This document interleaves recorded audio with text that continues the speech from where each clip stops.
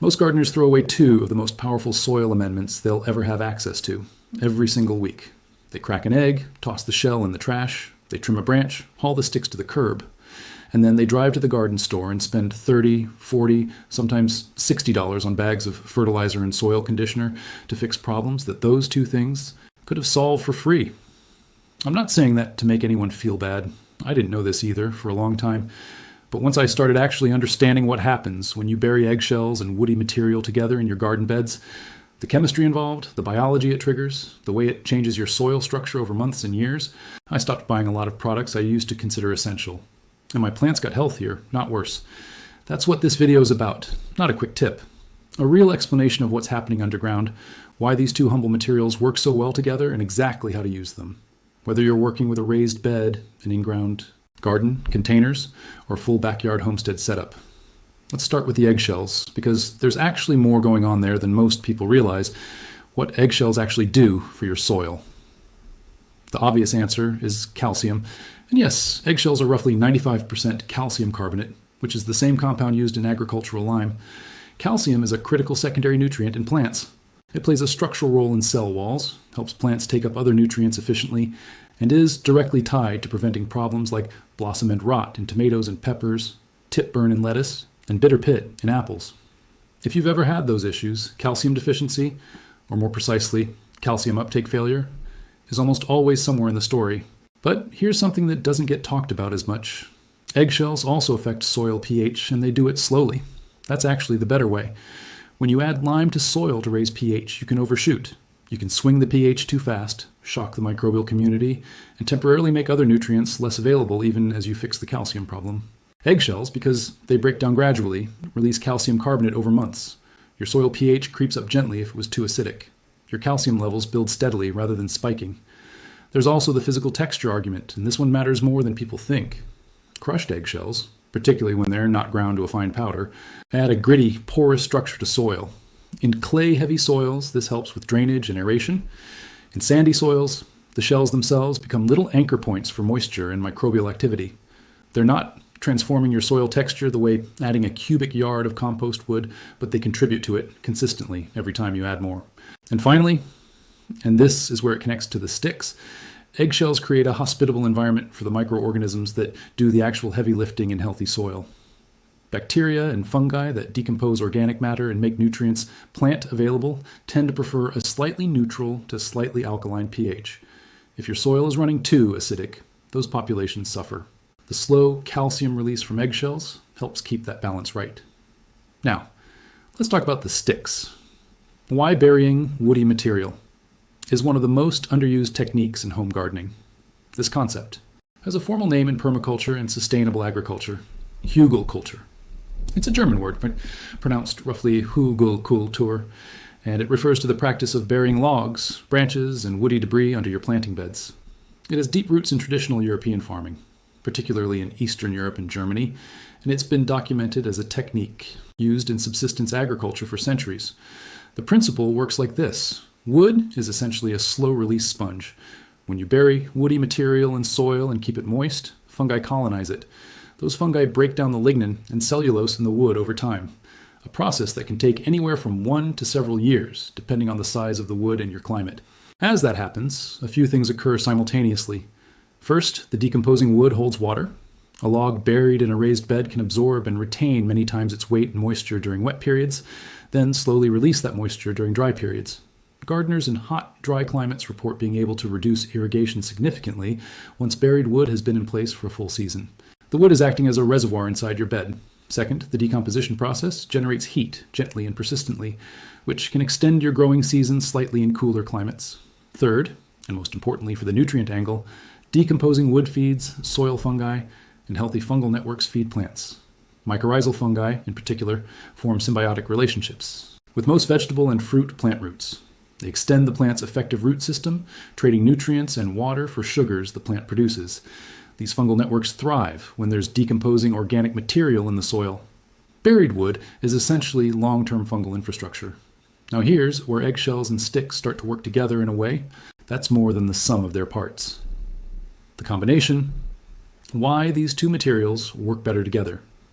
When you're burying woody material, you're creating an anaerobic microenvironment, an area with reduced oxygen, higher moisture, and active decomposition. This environment is excellent for fungal growth, but can trend acidic over time as organic acids are produced during decomposition. If your soil was already somewhat acidic, this can create a pocket of very acidic soil right in the decomposition zone, which can actually slow the process and limit nutrient availability. Eggshells, buried alongside or layered near the woody material, act as a buffer. They slowly neutralize those decomposition acids, keeping the pH in the range where both bacteria and fungi work most efficiently. It's a passive regulation system. The eggshells aren't actively doing anything dramatic, they're just chemically present in a way that keeps conditions favorable. Additionally, as the eggshells dissolve over time, they release calcium directly into the zone where fungal networks are active. Those fungi transport calcium to plant roots, along with everything else they're moving through their network. Plants growing above a buried wood and eggshell layer are drawing from a richer, more buffered nutrient environment than they would be from either amendment alone. This is also why the infinite nutrients framing in the title has real merit, even though it sounds like an overstatement. The wood breaks down into fungal biomass and eventually humus, the most stable, nutrient-rich component of healthy soil. As you add more organic material above it, the fungal network expands. You're not depleting a resource, you're building a system that processes and cycles nutrients continuously. Add kitchen scraps, plant debris, more eggshells, more woody material from pruning. When the system keeps growing, it's not infinite in the literal sense, but the cycle is self-reinforcing in a way that most conventional fertilizer approaches are not. How to actually do this? A practical, step-by-step method. Let's get into the specifics. I'll give you two versions, a simple method for existing garden beds and a more involved method. If you're building a new bed from scratch, for an existing raised bed or in-ground garden, start collecting eggshells. Don't worry about rinsing them perfectly, but let them dry so they don't smell. Once you have a good collection, say a gallon bag's worth or more, crush them. You don't need them powdered. Pieces roughly the size of a thumbnail are fine. Smaller is better for faster breakdown, but this doesn't need to be precise. A rolling pin, a mortar and pestle, or just your hands work fine. Collect sticks and small branches, ideally pencil width to finger width diameter, though you can go slightly larger. Avoid anything that looks diseased or that came from a black walnut tree, which produces juglone, a compound that inhibits the growth of many other plants. Fruit tree prunings, hardwood branches, hedge trimmings, all good. Softwoods like pine work too, though they break down faster and are slightly more acidic. In an existing bed, pull back your mulch or surface soil to a depth of about 6 to 8 inches. If you can't go that deep without disrupting roots, 4 inches is workable. Lay down a layer of sticks, loosely, not packed tight. You want air pockets between them. This layer should be roughly 2 to 3 inches thick. Scatter your crushed eggshells generously over and between the sticks. Don't worry about exact amounts, but a solid handful per square foot is a reasonable starting point. Then cover everything back up with your soil, compost, and mulch. That's it. You won't see results immediately. Over the next few months, moisture and soil organisms will begin colonizing the wood. By the following growing season, you should notice improved moisture retention after rain. And over 1 to 2 years, the decomposing wood will have released significant nutrients into the surrounding soil. For a new bed, built from scratch, this is where you can really do it properly. And it's worth investing a bit more effort up front because the results are dramatically better. Dig out the bed area to a depth of 12 to 18 inches if possible. At the bottom, lay your largest woody material, logs, thick branches, anything up to 4 or 5 inches in diameter. This is the moisture reservoir layer. It's going to take years to break down fully, and that's exactly what you want. Scatter eggshells throughout this layer. On top of that, add a layer of smaller sticks and branches, the pencil to finger width material. More eggshells here too. Then a layer of green material if you have it, grass clippings, kitchen scraps, pulled weeds that haven't gone to seed, spent vegetable plants. Then a layer of topsoil or compost. Keep alternating, woody material, eggshells, green material, soil, until you've filled the bed. Top it with several inches of good compost or aged soil mix. The bed will settle over the first season. As the materials compact and begin decomposing, you may need to top it up, but you'll also notice that it doesn't dry out as fast as a conventional bed, and that plants establish well because the fungi colonizing the wood are already beginning to extend their networks toward the root zone.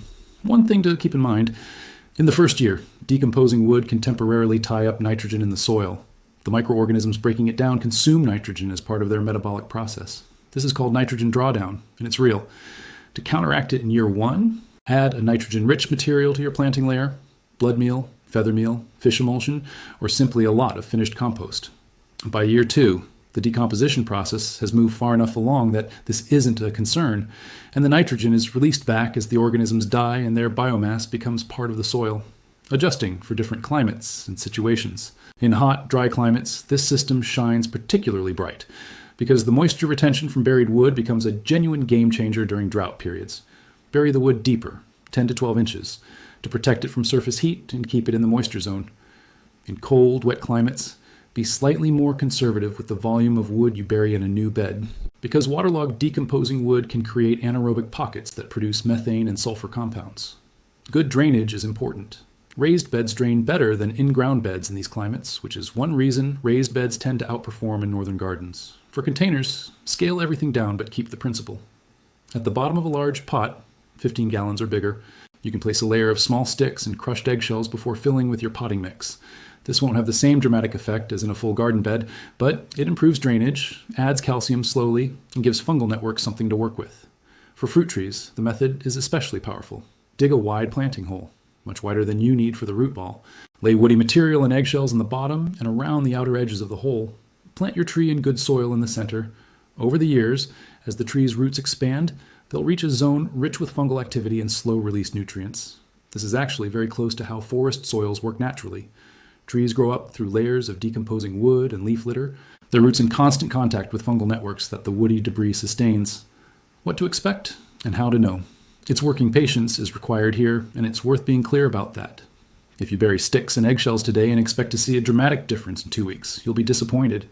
This is a soil building technique, not a quick fix. The payoff is cumulative. Here's a rough timeline of what to expect. In the first 1 to 3 months, you'll notice improved moisture retention after watering or rain. The soil stays damp longer. You may also notice increased earthworm activity because earthworms are drawn to decomposing organic material and the microenvironments it creates. At the 3 to 6 month mark, if you dig carefully near the buried material, you'll start to see white fungal threads, mycelium, running through and around the sticks. This is a very good sign. It means the system is working. By the end of the first full growing season, plants in a well-built hugelkultur-style bed typically show better overall vigor and color compared to plants in a conventional bed, receiving the same irrigation and surface fertilization. The difference tends to be more visible in hot, dry periods when the moisture retention advantage kicks in. In year 2 and beyond, the improvement compounds. The decomposing wood has by now released significant amounts of nutrients.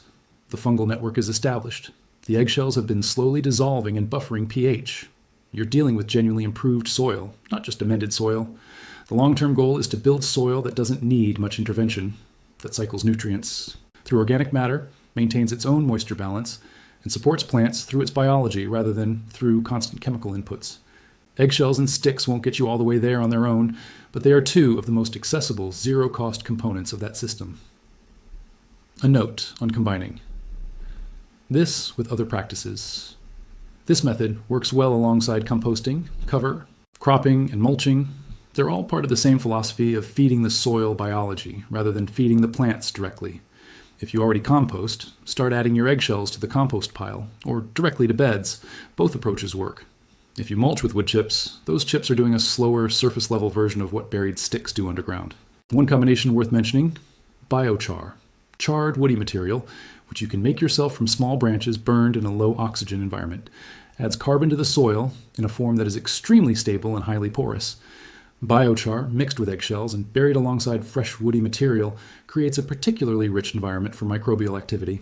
This is a more advanced step, but if you're interested in digging into the science, the research on biochar as a soil amendment is genuinely compelling. The bigger picture. Every time you crack an egg and every time you prune a branch, you're holding a small piece of a larger system. The nutrients in that eggshell came from the soil, via the grain the chicken ate, via the roots and fungi that pulled those minerals from the earth. The carbon in that stick came from the atmosphere, fixed by photosynthesis into wood over years. Burying them returns that material to the cycle. This isn't mystical. It's just how soil works when we let it. Industrial agriculture broke that cycle by relying on synthetic inputs derived from fossil fuels and mined minerals. Home gardeners don't have to follow that same model. We have the flexibility to work with smaller, slower, more elegant systems that actually improve over time rather than depleting. That's what I find genuinely exciting about techniques like this. Not just that they save money, though they do. Not just that they produce better results, though they do that too. It's that they align with how soil actually functions rather than fighting against it.